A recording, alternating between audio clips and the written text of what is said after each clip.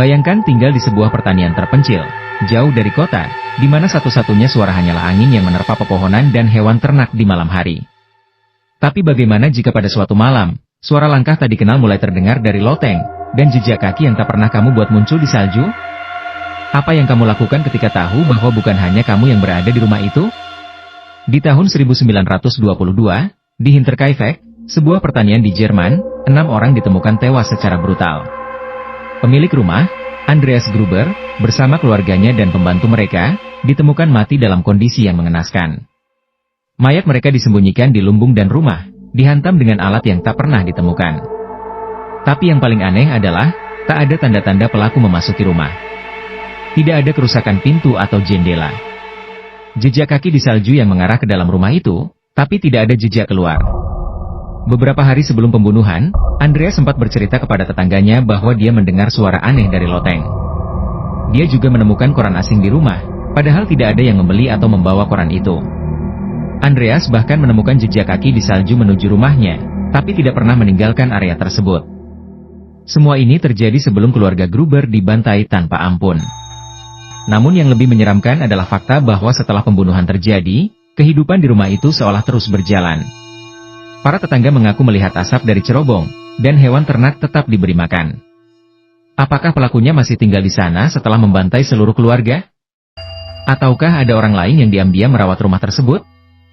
Polisi yang tiba di lokasi tidak menemukan petunjuk jelas. Tidak ada saksi, tidak ada senjata pembunuhan, dan meskipun puluhan orang diinterogasi, tak ada satupun yang dapat dijadikan tersangka. Kasus ini akhirnya ditutup tanpa solusi. Bertahun-tahun setelahnya, berbagai teori muncul dari pembunuhan oleh orang dalam hingga pelaku yang adalah seseorang yang memiliki dendam pribadi, namun tak ada yang dapat membuktikannya. Hinterkaifeck kini menjadi tempat yang ditinggalkan, hancur oleh waktu, namun misterinya masih tetap hidup. Apa yang sebenarnya terjadi di malam itu? Siapa yang membunuh keluarga Gruber? Apakah pelakunya benar-benar manusia? Atau ada sesuatu yang jauh lebih gelap, yang tak bisa dijelaskan oleh akal sehat? Kasus ini hingga hari ini tetap menjadi salah satu misteri pembunuhan terbesar dalam sejarah, membuat siapapun yang mendengar kisahnya merasa seolah ada sesuatu yang masih mengintai dari bayangan, menunggu untuk menyerang kembali. Setelah mayat keluarga Gruber ditemukan, pihak kepolisian berusaha keras mengumpulkan bukti-bukti yang dapat menjelaskan bagaimana tragedi ini terjadi. Tapi semakin mereka menggali, semakin banyak keanehan yang muncul. Salah satu hal yang paling membingungkan adalah bagaimana bisa tidak ada satupun tetangga yang mendengar jeritan atau suara yang mencurigakan, padahal keenam korban dibunuh dengan kekerasan luar biasa. Mereka mulai mewawancarai setiap orang di desa kecil itu, berharap menemukan petunjuk. Beberapa orang menyatakan bahwa mereka melihat seseorang berpakaian aneh di sekitar rumah Gruber beberapa hari sebelum kejadian. Orang itu tidak pernah terlihat sebelumnya, dan gerak-geriknya mencurigakan. Namun, meski polisi mengejar petunjuk ini, sosok itu seakan hilang tanpa jejak, sama misteriusnya dengan cara ia muncul. Sementara itu, muncul rumor di desa bahwa rumah keluarga Gruber itu sebenarnya dikutuk. Orang-orang mulai berbicara tentang suara-suara yang mereka dengar dari arah rumah, bahkan sebelum pembunuhan terjadi.